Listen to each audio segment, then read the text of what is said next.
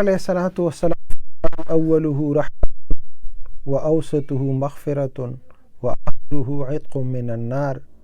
دا لومبی عشره دا د رحمت ته. الله خپل رحمتونه خپلو بندگانو ته متوجه کړي وي. الله پاک رحمت متوجه کېدل دا مطلب چې ډېر ګناهګاران ګناهونه کړي وي، الله پاک د هغوی بخښنه غواړي، هغوی صفا کول غواړي، نو الله هغوی باندې لکه یو هغوی قحط سالي وي، باران ډېره زمانه نی شوې، نو خاورې وي، دوړې وي، هر څوک وایي یاره چې باران وشي دا دوړه به ختمه شي. نو دقسې د الله د رحمت مثال دی. د رمضان په دې لومبۍ عشره کې باران د رحمت وشي، نو د الله د رحمتونو باران وشي، نو دا ګناهونه د بندگانو نه بس ختم شي، بس دوړې موړې ټولې ختم شي. نو په دې میاشت کې الله پاک د خپل بندگان د ګناهونو نه وسنډي. نو کله چې ګناه ختمه شوه، نو دویمه عشره کې الله وایي زه ما وبخلی، اوس د بخښنې قابل شوې.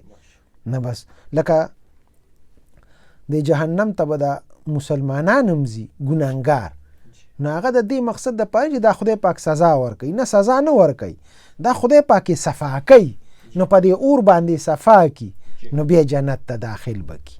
نو دقسې د الله رحمت دا دوړې به زمونږ نه وسنډي، الله به خپل رحمت را باندې وکړي او بس مغفرت ته به هم تیار کړي. په دویمه عشره کې به الله وایي زه ما وبخلی، او بس چې وی بخلی نو مطلب دا شو چې ته د جهنم نه خلاص شوې. نو اخیری میاشت کې اخیری عشره کې که څوک داسې وي چې هغه جهنم کی وي بالکل، نو الله وایي بس زه خپل بندگان د جهنم نه وباسم. چې کلمې ویلي او مسلمانی، نو که هغه ډېر هم ګناهګاري، خو الله وایي بس ته د جهنم اگر چې په دې رحمت کې هم ته صفا نه شوې، په مغفرت کې ته بخښنه مو نه شوه، په تیارو کې پروت وې، خو بیا هم الله وایي زه د اخیری عشره کې زه د جهنم نه خلک را وباسم، نو به د جهنم هغه حقدار وي او هغه ته وایي زه ته مې وبخلې بس. نو دغسې د الله د رحمت دغه جوش دی او هره عشره کې زیاتیږي. نو الله خپل خدا ده چې بندگانو له پکار دي چې بندگان د الله د رحمت ځان مستحق کی، چې مونږ ځان مستحق کو. که زه ځان پاکول غواړم نو زه پاک شم، خو که زه په خپل ځان پاکول نه غواړم نو بیا خو نه پاکیږو کنه. نو پکار دا ده چې مونږ دا 11 میاشتې ګناهونه کړي دي، اوس چې دی دا عزم وکړو چې بس لږ به د ګناهونو لاسونه نیسم او بنیسم، الله ته به متوجه شم، خپل عبادت به وکم، روژه به ونیسم، نوافل به وکم، تراویح به وکم، ختمونه به وکم، بس ځان به د الله د رحمت مستحق کم.